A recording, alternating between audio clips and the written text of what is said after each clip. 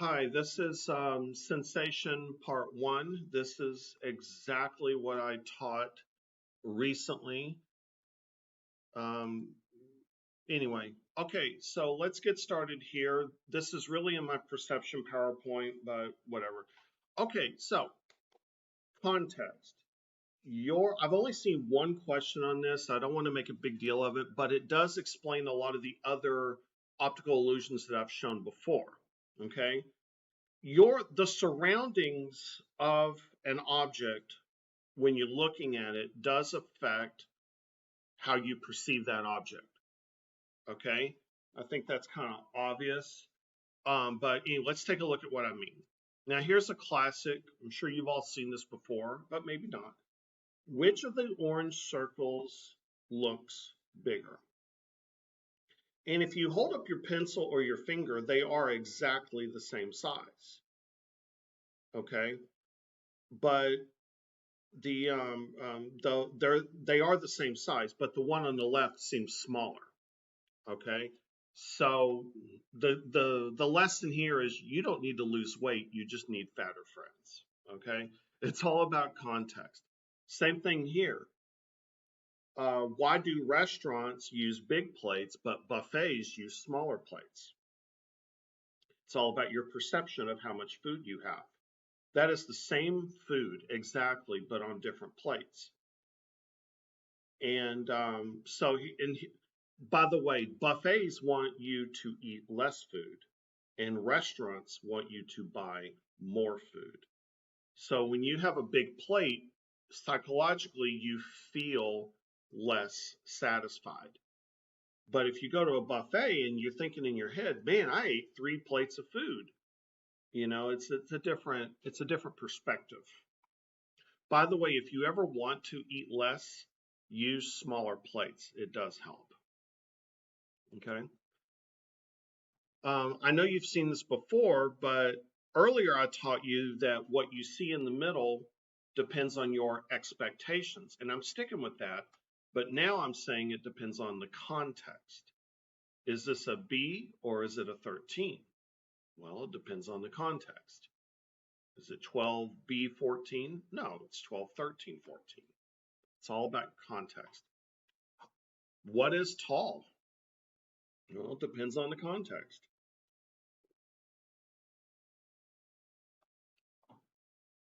Okay. True or false? Both center patches are the same shade of gray. The answer is true. They are the same shade.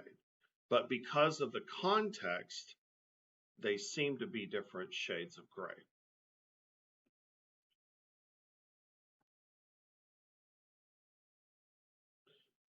This one always freaks me out.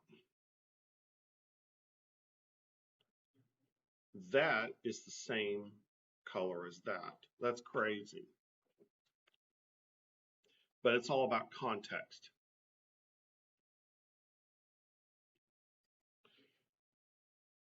All of these balls are the same color. They are all brown. But the context makes them seem different colors.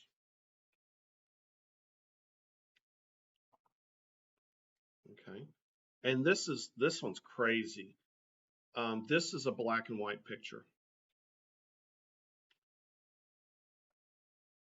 But the lines make you think that it's not. I think that's context too. Okay. Same thing here. A and B are the same shade of gray. However, and if you don't believe me, take your finger and cover up this section right here. And then it's immediate. They become the same. It's crazy. But the context makes it different. All right. So I found this on the test bank. When Julia views the image above, she sees it as a 13 when it's viewed as part of a larger number, but as a B when it's part of a word. All right, so what is the answer here? The answer is A, context. Just like this thing that I showed, this thing right here. Sorry. This thing. It's just like that. It's a matter of context. Okay. All right. Now, this is an overall question. It's a good question about what is perception.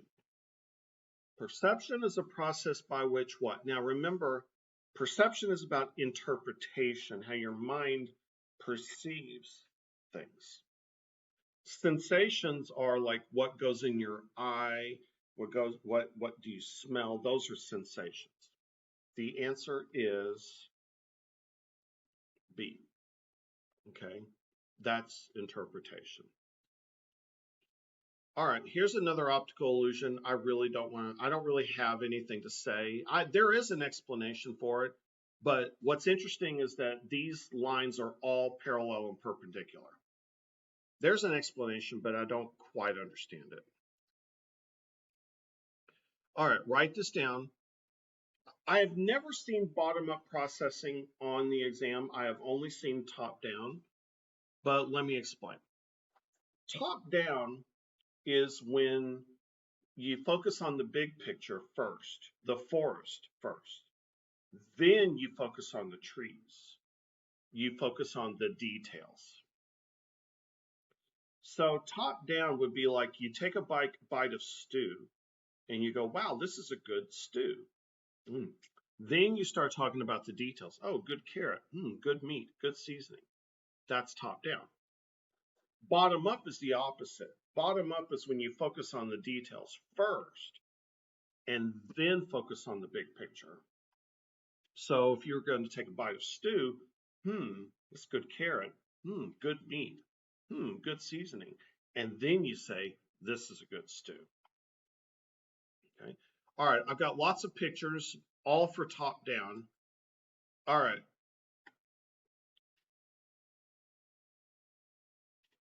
All right, so you notice the forest first, and then you start seeing the details, the faces. And after a while, all you see is faces. All right, moving right along. I'll pause it anyway for you. Top down, at first you see former President George W. Bush, but then if you zoom in, sorry, that's a weird picture I was going to show you later. But if you zoom in, then you get the victims of the Iraq War. This picture is kind of a protest of the Iraq War. Okay, that's top down. Top meaning Bush, and then zoom in, you get a lot of faces of soldiers from the Iraq War who died. All right, you remember this from earlier? This is also top-down processing. Top-down meaning you see the word first, and then you notice the misspelling. Okay? Earlier, I explained it in a different way. Okay? Top-down, at first you see an individual, but then the longer you stare at this, the more faces you see and the more details that you see. After a while of staring at this, it's hard to even see the original guy you started with. Okay, moving right along. Everything on here is Snoop Dogg. Okay, moving right along. At first, you see a face, and then you see a detail about this face. L-I-A-R. All right, moving right along. I'm going fast because I know Edpuzzle will pause it. I don't have anything for bottom up. I had a GIF, but the GIF doesn't work anymore. Bottom up is when you start with the details and then you focus on the big picture. All right, let's do some questions. All right, you're shown a picture of your grandfather's face, but the eyes and mouth are blocked out. You still recognize it as a picture of your grandfather. What type of processing best explains this? The answer is C, top down. Top down because it's grandpa, and then you notice details. All right. I don't love this question, but let's do it. Shaniqua, a math major, sees the drawing above as a Venn diagram. Her brother, an art major, sees it as two circles. The difference in perception is an example of what? All right. The answer is top-down processing. So being a math major, you see it as a Venn diagram. That's like the big picture, but she's not really, that's just her initial impression. I don't really love this question. I don't really understand it that much. Moving right along. All right. I'm going to let you read that yourself. The answer is, okay, this is just like the grandpa picture. It's the same question. All right. That's it for perception, but we're not done. I'm just going to switch PowerPoints. But perception is about 4 or 5% of the AP multiple choice. We're about to start sensation on this video. Okay. All right, so moving right along, sensation. So what is sensation? Sensation, if you're taking notes, and I hope you are, write down the red. This is your sight, your hearing, your smelling, your tasting, and there's more than 5 senses, but I just put that down just to trigger a memory. Sensation is seeing, hearing, smelling, tasting. Perception is what your brain does with that information. Okay? Perception is about the interpreting of that. Okay? All right. I need you to write down the top here, and maybe you can write down an example. So, what is the minimum amount of light that you need to see something? What is the dimmest light that you can see? That, and if you're talking about like 50% of the time, half the time, that is your absolute threshold for sight. And they've done research on this, and they say that the absolute threshold for seeing is a candle flame 30 miles away on a very clear night.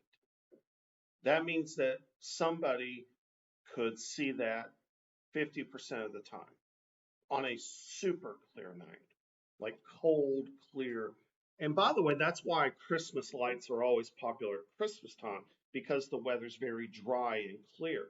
But if you try that in humidity in the summer, it just doesn't look as good. For hearing, what is the quietest somebody can hear but still hear it half the time? A watch ticking 20 feet away. Somebody could hear that half the time. Now, as you know, for me, I was in so many concerts in the 90s, my hearing isn't as good anymore as it used to be. And teenagers hear certain pitches that older people can't, like certain high-pitched sounds. But that's the average person. Touch, what is the lightest touch you could feel half the time? A bee's wing falling on your distance of 1 centimeter onto your cheek. These people need better things to do with their life. Smell, a drop of perfume in a 3-room house. So here's where it gets a little confusing. So if girls have a better sense of smell, and they do, I'm pretty sure that they do. I don't know if that's just a stereotype. I think that's a real thing. If girls have a better sense of smell, do they have a higher absolute threshold, or do they have a lower absolute threshold? The answer is lower, meaning that it takes less stimulation on a girl's nose to register a sensation than it does on a guy. Okay? Sight. Do owls have a higher absolute threshold for sight than humans, or lower absolute threshold? They have a lower absolute threshold. They have way better eyes than humans do. So their absolute threshold, their minimum stimulation is lower than that of a human. Okay? All right. So we're talking about sensation. So taste is a sense. Okay.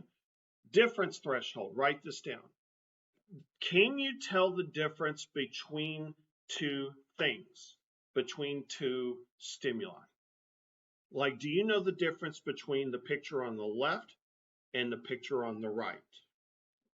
There's about 10 of them. Okay.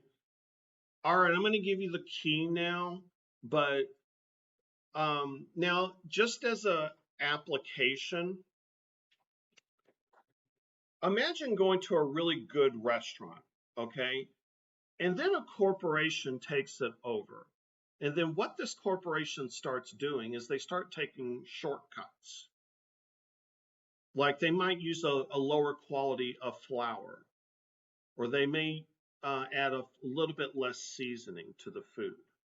And then after a few years of making cuts and changes, because they're trying to save money without the customers knowing. They're trying to make money saving changes that is less than the difference threshold for customers. And after a few years of this, people just stopped going to the restaurant. This is what happened to Chili's. Me and my wife went to Chili's for years. It was awesome. And then some corporation took it over, and then they started taking shortcuts. And it's just not as good as it used to be. El Phoenix used to be really good, and they're not good anymore. That's what happens when corporations take over restaurants. They try to make changes in the food and hoping you won't notice the difference. Difference threshold. What is the minimum difference? Can you tell the difference between a fake Louis Vuitton and an authentic Louis Vuitton? You know, I do know the answer, but it's really hard to talk about it through the computer. But you know that if no, you can't tell the difference, then the difference would be less than your difference threshold. What is this guy measuring? He's measuring difference threshold. Can you tell the difference between a Rice Krispie treat with sawdust and one without it? Okay. All right. So let's try some questions. The intensity at which a sound becomes audible for a given individual is known as the individual's what? The answer is B, absolute threshold. Think of it as the absolute minimum threshold. How quiet can a sound be, or how loud does it have to be before you hear it 50% of the time?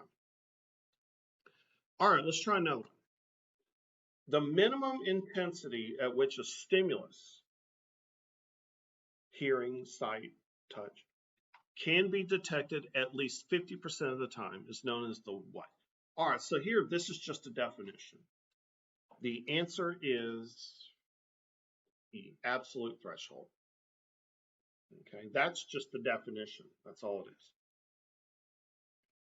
Okay,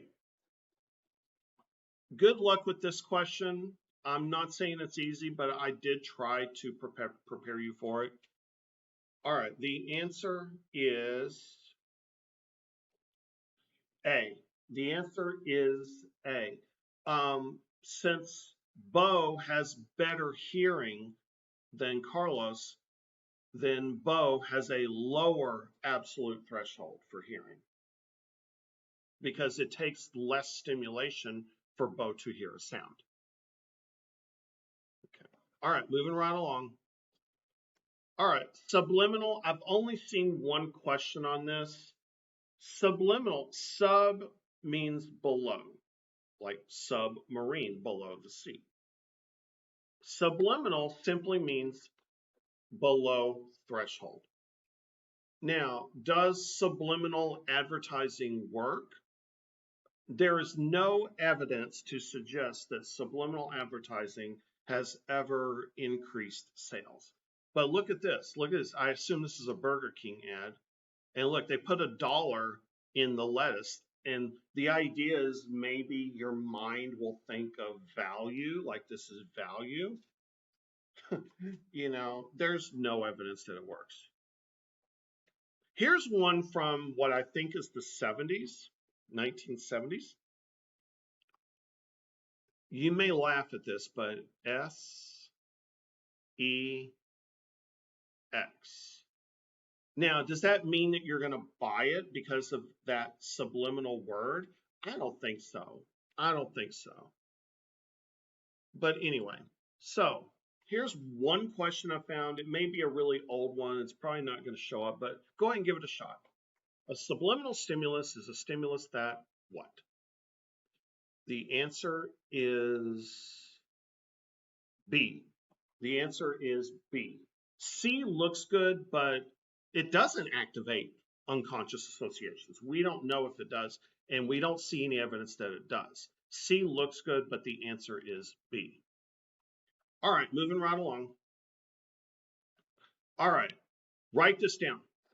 Sensory adaptation. So right now, I am wearing a wedding ring. I cannot feel it. The nerves have gone numb. I can't feel my wedding ring. I can't. Can you feel your underwear? Probably not, because the nerves have gone numb. So sensory adaptation is basically after so many repeated stimulations of a certain nerve, your nerves go numb and you no longer feel the sensation. Okay? So smells are a common example. If you go home, your family has a smell. You don't know it. I mean, you don't smell it. But when you go to somebody else's house, you can smell other people. But if you go home, you don't smell your own family. I went to Lush and I asked an employee, I said, hey, I got a question. Can you smell this place? And she said, no, I cannot smell this place. Sensory adaptation means that after smelling all the soaps and everything else, candles and everything, after a while, you just can't smell it anymore. Okay, think of like sticking your foot in an ice bucket and then you don't feel the cold after a while. Okay. So basically, after repeated stimulation, the nerves stop firing. All right, write this down. Habituation. Look at the root, habit. This is, so sensory adaptation is sensation. This is perception. Habituation is basically you get used to it. You get bored with it. So this idea that the grass is always greener on the other side. This idea, we started the year off with a question: will winning the lottery make you happy? And the answer is maybe, but probably not. Especially, it depends on where you start off. But habituation, remember like how you felt when you got your phone. Remember that feeling you had when you got your phone and you feel really good because you get all this dopamine in your head and it feels good. Ooh, new electronics. How long does that last? Maybe a week, maybe less. That is habituation. So you get used to it. It's not that your nerves are going numb, you get used to it. Now, a very common example on the test for habituation is getting used to a sound. Okay? Imagine like somebody's making an annoying, or how about this? Smoke alarm beeps. You know how like some people, they won't change the batteries in their smoke alarms and it's always going ding like every minute. And then people just get used to it because they don't want to change the battery. That's something that we found out during the pandemic or with all the Zoom meetings is that people just had these smoke alarms going all the time. And even certain racial stereotypes that go along with it. That's kind of funny. But sometimes you just get used to a sound. That's called habituation, when you get used to a sound. You may get used to a train near your house. There's a train right by my house, and I never hear it because I got used to it. Would buying a new car make you happier? I don't know. But to some extent, you just get used to it. So I used to teach these as the same thing until I ran into a question where both were an answer choice. And then I had to stop doing that. Sensory adaptation is when your nerves go numb, like you can't smell the poop anymore. Your foot goes numb in a bucket of ice. Habituation is when you get used to it. You don't get annoyed by the loud noise anymore.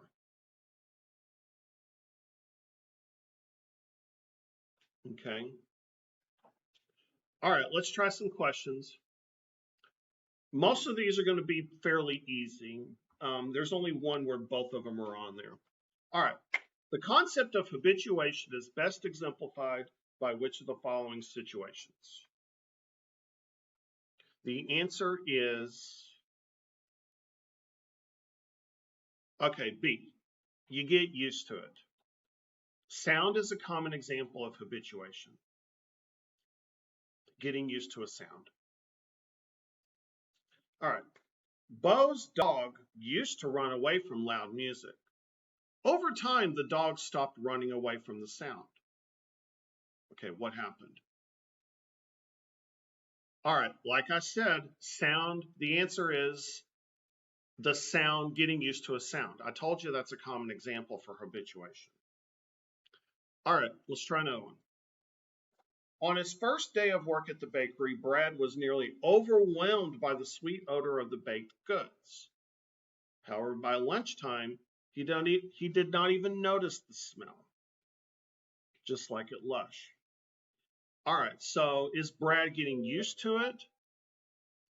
Is Brad getting used to it, or are his nerves getting numb? It doesn't matter. I think you'll get it anyway. The answer is sensory adaptation. All right. After constant exposure to a stimulus, our nerve cells fire less frequently. This can be explained by which of the following? The answer is, I think I prepared you for that one good enough. Okay. Now, all right, here we go.